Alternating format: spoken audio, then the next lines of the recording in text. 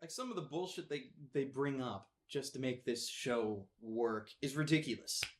Like, the first season, it ended with Sebastian and Sal being there, and Sebastian was going to eat Sal, and they never actually showed it. Granted, however, that's what you assume happened. And then they're just like, oh, ho, ho, no, we're not going to have that. Instead, this other demon, who's also a butler, who's also contracted to some ass-wipe little kid in the middle of Victorian England, is going to be like, no, I'm going to steal Sal's soul. Why? I don't know. Just for the plain fact that he's doing it. And it makes no sense either, because Sebastian was holding Sal. He was holding Sal in his hands. Did that matter? No, this guy just came, took his soul, which Sebastian wanted. He just took his soul, and then Sebastian didn't know it was him, or if he did, well, he might have known. That's fine. But it was like he couldn't stop him because he was just in, soul gone. Like, what? Okay.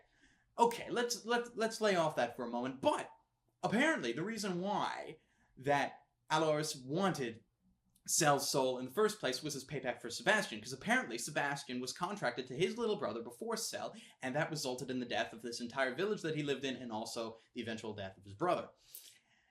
Okay, let's go with that. Let's say that that is right.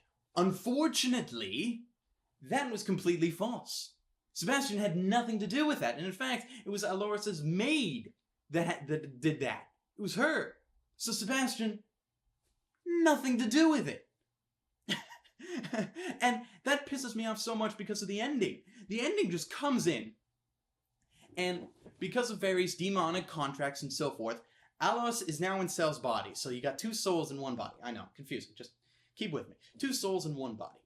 So, and then Alois is the one that's controlling it currently. And then he makes a contract with the demon so that his soul can leave his body, can leave Sal's body, and go off living happily with his brother's soul. Great. Unfortunately, he just has to kick in the little subclause that because of that, Sal becomes a demon soul.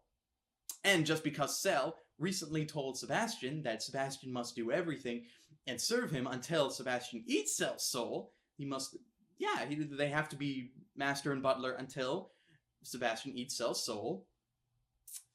Now that Sal's soul is a demon, Sebastian can't eat it. However, he's still contractually obliged to follow him until he can. Which means he's going to be Sal's butler for the rest of eternity until they both die. And since they're demons, that'll probably be forever. Like, why do you do that? Why did you need to make Sal a demon? You didn't. You didn't. You just did it for shits. Like, there's no rhyme or reason to it anymore. Like, you're not going to pull off a third season with this bullshit. And as far as I know, it's not in the manga. So, like, this shit just pisses me off. It does. It seriously does.